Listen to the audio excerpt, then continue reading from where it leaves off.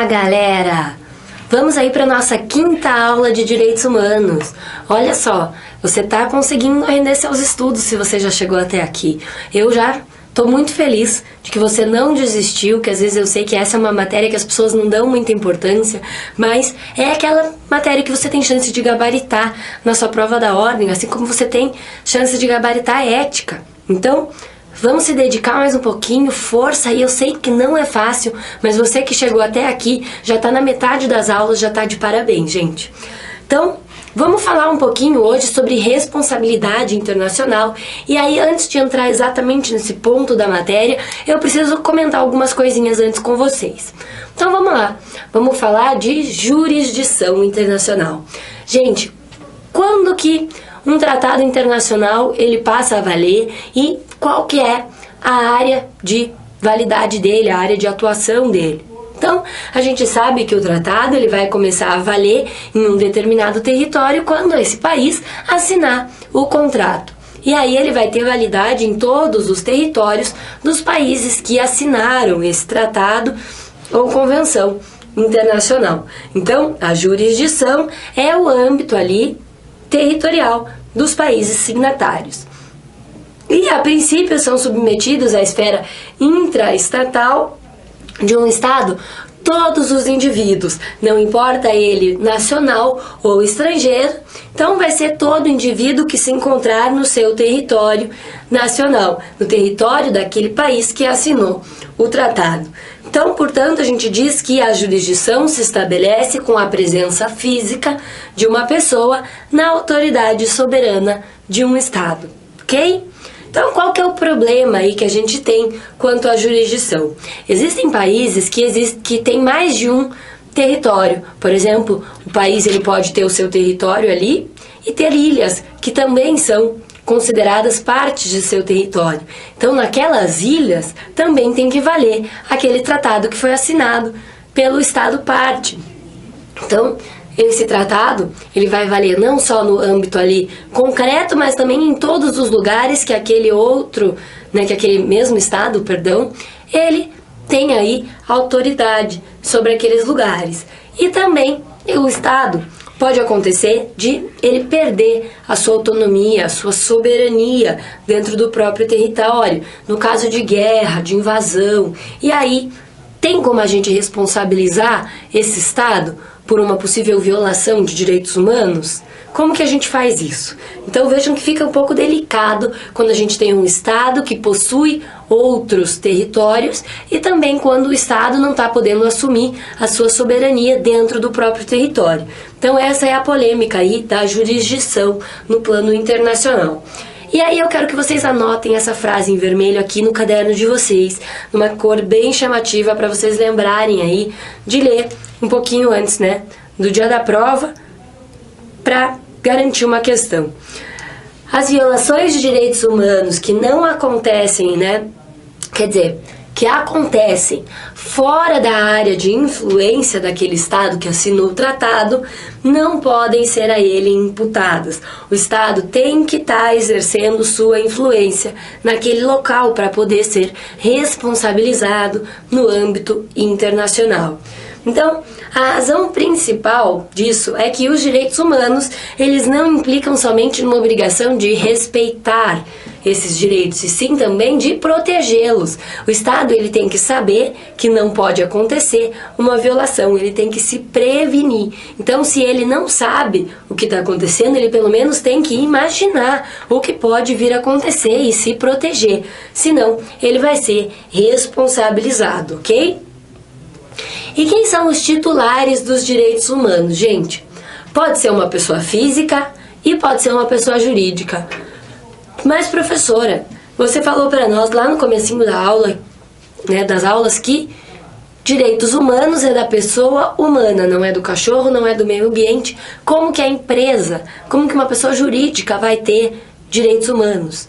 Gente, esse é um caráter excepcional. Então, a gente pode dizer aqui que é o direitos humanos em caráter coletivo. Então, sempre que for em caráter coletivo, quando houver uma reunião de pessoas, uma organização que se forma ali para coletivamente formar opiniões, reivindicar alguma coisa, exercer atividade religiosa, econômica, enfim, sempre lembrar do grupo, ok?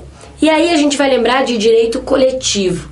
Quando a gente fala de direito coletivo no plano universal, é que apenas vai existir um direito humano para esse coletivo que vai ser incontestável. Que o exemplo que eu trago aqui para vocês, no âmbito universal, é a autodeterminação dos povos, ok? A autodeterminação dos povos, então, é um direito coletivo que pode ser considerado direitos humanos. E no âmbito regional, que a gente vai falar disso ali nas próximas aulas, se eu não me engano é na aula 7 que a gente fala sobre isso, a gente vai falar então dos sistemas regionais. E aí a gente tem a OEA, a Organização dos Estados Americanos, que é o âmbito regional, aqui que o Brasil faz parte. E no plano regional, a gente tem como exemplo o direito coletivo, o direito ali dos povos indígenas, ok? Então, vamos continuar aqui. Lembra quando a gente falar de direito coletivo, de interesse coletivo? Pessoas determináveis, ok? Pessoas determináveis ali dentro de um território, dentro de um país, ou então os índios que têm a sua própria forma de viver, sua própria cultura, enfim. São pessoas determináveis. E quando a gente falar de direito difuso, só para você saber a diferença aqui, são pessoas não determináveis, ok? Então, quando a gente falar de pessoa jurídica, no direitos humanos, a gente lembra de direito coletivo, direito de pessoas determinadas, ok? E quem são os obrigados aí da nossa relação de responsabilidade internacional? Os obrigados são os estados. Então, o Estado ele tem que fazer alguma coisa para proteger e para respeitar os direitos humanos. Ele tem que fazer por uma ação ou às vezes até por uma omissão de não intervir para a pessoa poder ter o livre-arbítrio, poder viver sua vida como quiser, enfim, poder várias coisas, né, gente, que às vezes a gente precisa de uma atuação positiva do Estado e às vezes a gente precisa de uma atuação negativa do Estado. Então, o Estado está obrigado aí, por pessoas ou órgãos que representam o Estado, pessoas privadas a quem ele delegou funções públicas. Todas essas pessoas aí, ou órgãos, elas têm que agir de acordo com os direitos humanos, de acordo a respeitá-los e também a protegê-los. E quais são as principais obrigações aí dos Estados referente à violação de direitos humanos, gente? A primeira de todas é cessar essa violação, prevenir que futuras violações não aconteçam, né? Restituir o status quo anterior daquela situação. Então, por exemplo, os povos indígenas, se eles tiverem o seu território desmatado, a sua cultura aí abalada, o Estado tem que fazer alguma coisa para que os índios voltem ao status quo anterior. Colocá-los ali, restabelecê-los no território anterior, ajudá-los na forma que precisar para que a cultura deles seja restabelecida naquele local de onde eles foram retirados ali. Então, pode acontecer também a indenização, né, das pessoas aí que tiveram seus direitos violados e a satisfação. O que é a satisfação, gente? São desculpas oficiais ou criação de instituições destinadas a rememorar continuamente as respectivas violações de direitos humanos, o desenvolvimento de programas de formação e capacitação de um determinado pessoal. Então, olha como é importante isso. Além do Estado ter que parar com aquela violação, prever as futuras violações, né, para que elas não aconteçam, restituir a pessoa que teve o seu direito violado, indenizar, ele também pode fazer isso de uma forma satisfativa, com um pedido de desculpa ou então a criação de um órgão que vai fazer com que aquilo não se repita mais, ou então com que aquilo seja trabalhado de uma forma a fazer com que toda a população entenda de que aquilo foi errado e aquilo não pode mais acontecer. Então, Ainda falando dos obrigados, a gente tem os estados e também pessoas privadas. Todo mundo tem que agir de forma a respeitar e proteger os direitos humanos, né, sob pena aí de ser responsabilizado se não o fizer, tanto no âmbito nacional quanto no âmbito internacional, vai depender do caso aí. A gente tem também corporações transnacionais, agrupamentos não governamentais e organizações intergovernamentais. Esses agentes, então, eles não são partes dos tratados, mas mesmo assim eles têm que agir de forma a respeitar os direitos humanos. Por quê? Porque a jurisdição desse tratado vai se dar no território daquele estado que assinou o tratado. É no território todo. Então não importa quem esteja aqui dentro, gente. Se é nacional, se é estrangeiro, todas as pessoas que estejam dentro daquele território têm que respeitar os direitos humanos. Tem que respeitar aquele tratado que o país resolveu fazer parte. E aí, quanto às pessoas privadas, a gente tem algumas considerações aqui, gente.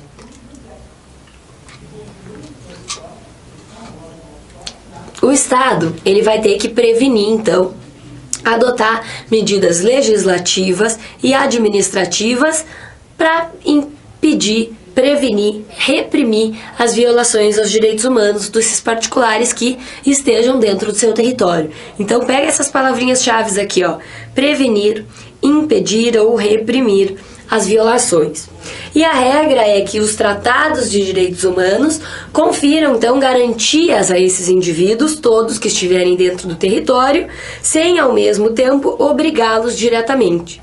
Então, olha só, as pessoas privadas, a gente vai falar que elas têm muito mais direitos do que obrigações, porque a gente não pode impor alguma coisa para ela, mas ela só por ser humano, ter essa qualidade de ser humano, ela já tem todos esses direitos, ok?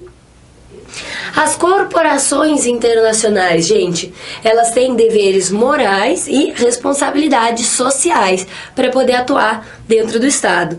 Então, esses direitos humanos aí, eles vão servir como guidelines, eles vão ter como código de conduta, é a soft law. Ninguém pode impor, mas sim elas existem para que as pessoas tenham esse compromisso moral, ajam de forma coerente aquilo que foi escrito aí por essa soft law.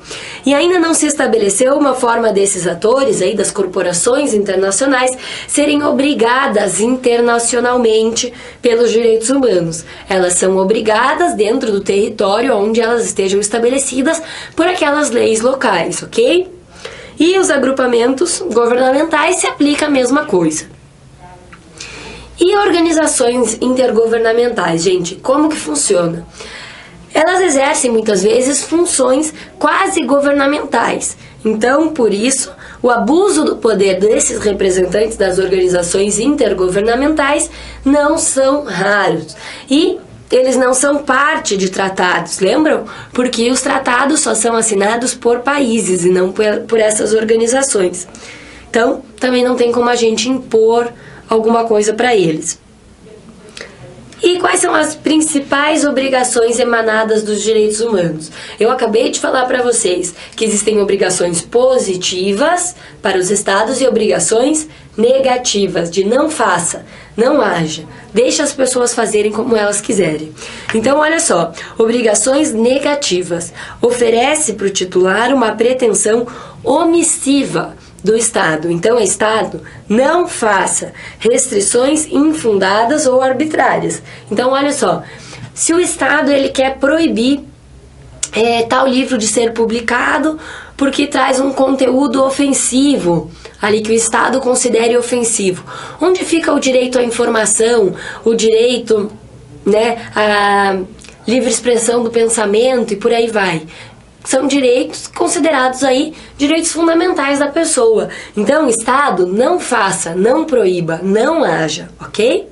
É um exemplo mais bobo, mas é para vocês gravarem. E obrigações positivas é muito fácil da gente pensar, né? Estado faça, Estado proteja, Estado respeite, garanta o acesso os deficientes, por exemplo, as pessoas com necessidades especiais a todos os locais, que elas possam circular por todos os lados. Então faça alguma coisa para que isso aconteça na prática. Exige-se uma postura ativa, positiva desse Estado. E a responsabilização, então, dos Estados no plano internacional é feita ou pela Corte Internacional de Justiça ou pelo TPI. Vocês lembram do TPI aqui, que eu falei para vocês que é para julgar pessoas? Então, não é exatamente uma responsabilização do Estado. O Estado se submete à jurisdição do TPI, mas o TPI ele vai julgar pessoas. E a Corte Internacional de Justiça, então, ela vai julgar os Estados, ok? No âmbito internacional. E no âmbito nacional, quer dizer, regional, que o Brasil faz parte. Então aqui a gente vai falar da OEA. E a OEA ela vai ter a Comissão Interamericana e a Corte. A comissão é aquela parte mais administrativa, é onde chega a demanda e aí ela vai ver se a demanda é para ser julgada ali ou não, se está de acordo, se realmente precisa dessa atuação internacional. E aí a Corte ela já tem essa função mais contenciosa e também consultiva. Se os estados tiverem alguma dúvida, precisem de um parecer, alguma coisa nesse sentido, é a Corte que vai trazer os esclarecimentos, ok? Então, a responsabilização no âmbito internacional fica para ONU, para a Corte Internacional julgar os estados, e no plano regional, na nossa OEA, aqui no caso do Brasil, fica por parte da Corte Interamericana, ok? E a Comissão Interamericana de Direitos Humanos, ela é um órgão autônomo. A comissão, lembram lá que é o administrativo. Ela vai promover os direitos humanos e a sua proteção no continente americano. Ela alcança apenas os estados partes da Convenção Americana. Por isso que ela é a Comissão Interamericana, que é regida aí pela Convenção Americana, ok? Então, vamos continuar falando aqui um pouquinho mais da comissão, gente. A Comissão Interamericana, ela exerce a sua função diretamente, né, mediante a realização de visitas aos países, atividades ou iniciativas temáticas, a preparação de relatórios sobre a situação dos direitos humanos naquele país ou sobre um determinado tema específico, a adoção de medidas cautelares ou pedidos e medidas provisórias à Corte e o processamento de análise de petições individuais. Então, olha só, que além desse caráter administrativo da comissão, ela tem uma participação ativa com os estados. Ela vai nos estados fiscalizar, vai ver os relatórios, vai fazer visita, vai conversar com esses países para ver o que pode ser feito para que os direitos humanos sejam garantidos, efetivados na prática. Então, o objetivo da comissão é determinar a responsabilidade internacional dos estados por violações de direitos humanos e emitir recomendações que considerar necessárias, ok? Então a comissão, ela tem essa função ali. Já a Corte Interamericana, ela tem a função tanto contenciosa quanto consultiva. E aí a gente vai dizer que ela é um órgão de caráter jurisdicional, por ela ter essa função de julgar os estados partes da Convenção Americana. Ela também foi criada por essa convenção e tem o objetivo de supervisionar o cumprimento da convenção. A legitimidade processual aí para você enviar petições à corte é de quem, gente? Quem que fala com a corte? É a comissão, no caso de instauração de processo, ok? Então a comissão e os estados partes são os únicos organismos aí que falam diretamente com a corte, comissão ou estado parte, ok? Não sendo permitido casos, né, de serem enviados pelas pessoas, pelas vítimas das violações dos direitos humanos ou seus representantes, por mais que seja advogado. Não pode o advogado chegar e falar com a corte. O advogado chega para falar na Comissão Interamericana, ok? Então, importante aqui, ó, anota no seu caderno, de uma forma bem chamativa. Aí passo o marca-texto, porque fica mais fácil para você. Então, para os casos que não sejam encaminhados à corte, primeiramente, terão que passar pelo exame da comissão, esgotando o seu procedimento.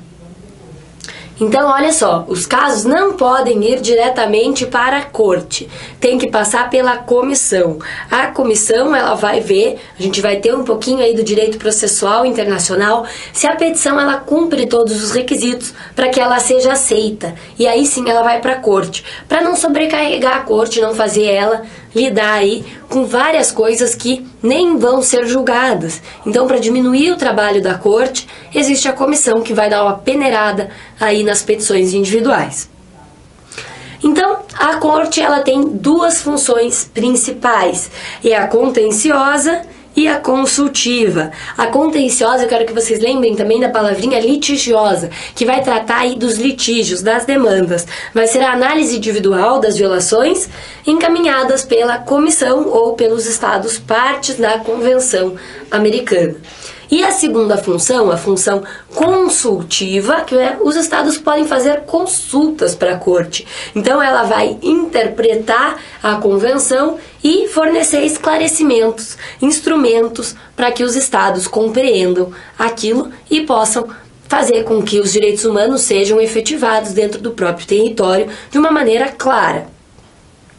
E aí, ó, a gente tem um asterisco aqui, então quer dizer que você tem que anotar.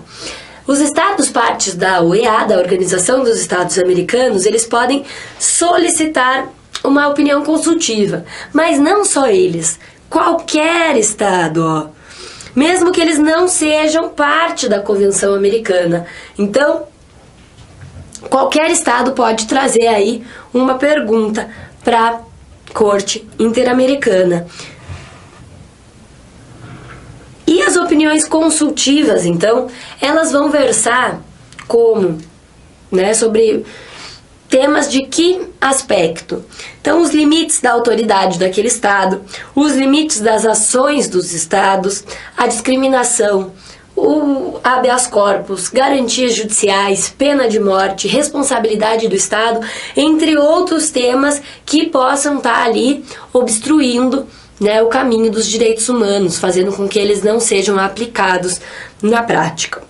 E aí eu trago alguns casos importantes que foram julgados pela Corte Interamericana de Direitos Humanos.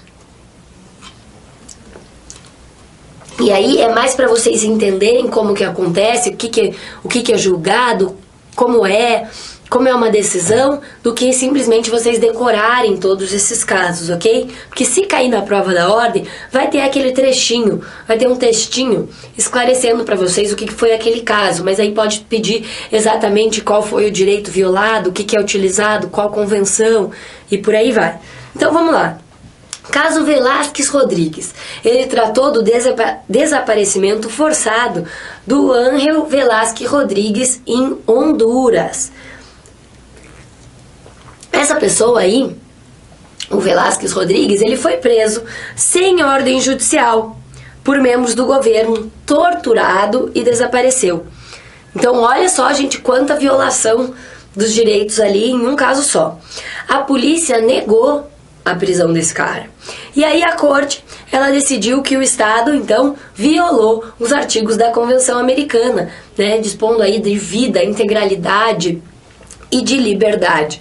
A sentença saiu em 1989 e resultou em indenização aos familiares do desaparecido, porque a pessoa já não estava mais aqui, né? Ela estava desaparecida, se baseando aí no artigo 63.1 da Convenção Americana. Então, é feito como um caso aqui normal, né? A gente vai ter uma lei que vai prever aí os direitos e a corte vai julgar com base naquela lei. O Estado que não tomou uma atitude, que não deu um julgamento justo, ou então que demorou muito para julgar aquele caso. Então vamos lá. Caso Campo Algodoneiro. Então vamos lá, tem umas palavras que eu me confundo aqui, que eu leio errado, que eu falo errado, então que eu não sei como falar, e aí vocês ficam rindo de mim, né? Eu tenho certeza que vocês estão aí em casa rindo. Mas não tem problema, gente, tem coisas que é difícil na prática, a gente sabe mesmo, né? E a gente tem que rir, vai fazer o quê?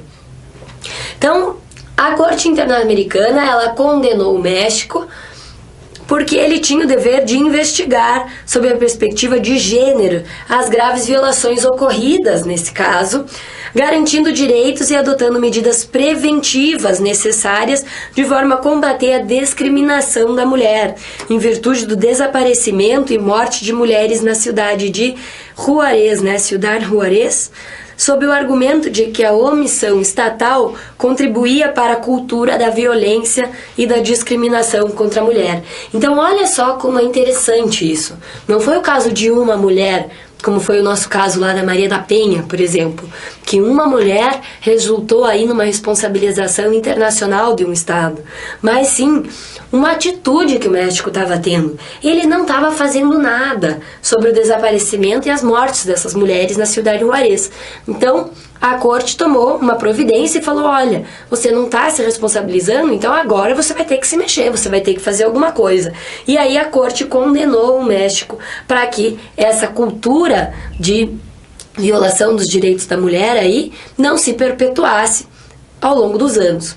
Então, no Brasil, a gente tem aí em 2002 um pedido da comissão à corte que ordenou que o Brasil adotasse medidas provisórias para evitar novas mortes dos internos no presídio do Urso Branco, em Porto Velho, Rondônia, onde mais de 35 presos foram brutalmente assassinados entre janeiro e maio aí de 2002. Então vejam só como trata-se de temas diversos e tudo para proteger às vezes uma pessoa só ou então um grupo de pessoas, não importa, tudo é pelos direitos humanos.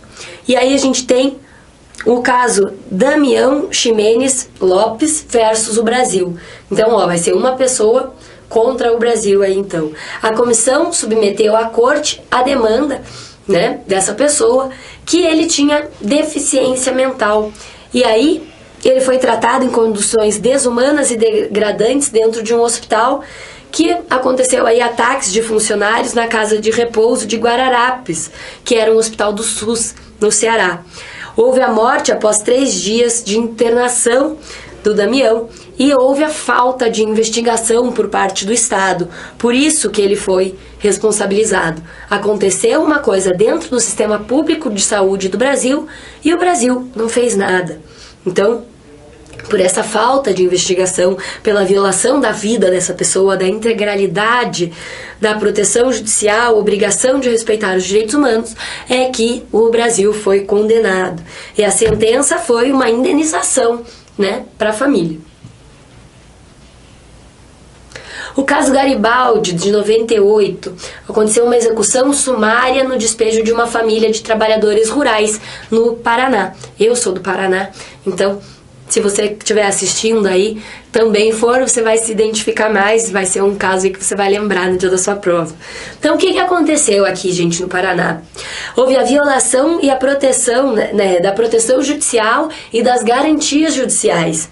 Por quê? Houve uma execução sumária. Ninguém deu o direito ao contraditório dessa família. Eles simplesmente foram despejados, ficaram sem casa, sem ter onde morar. E a sentença, então, obrigou o Brasil a indenizar a família e também colocou como dever do Estado de conduzir de forma eficaz o prazo razoável do inquérito para identificar e processar e punir os autores da morte dessas pessoas aí, ok? Então, gente, espero que vocês estejam gostando das aulas. Se vocês tiverem dúvidas, quiserem conversar, me adiciona no Instagram ou no Facebook como Prof. Mariana Moreira Neves. Até as próximas aulas e continuem firmes nos estudos.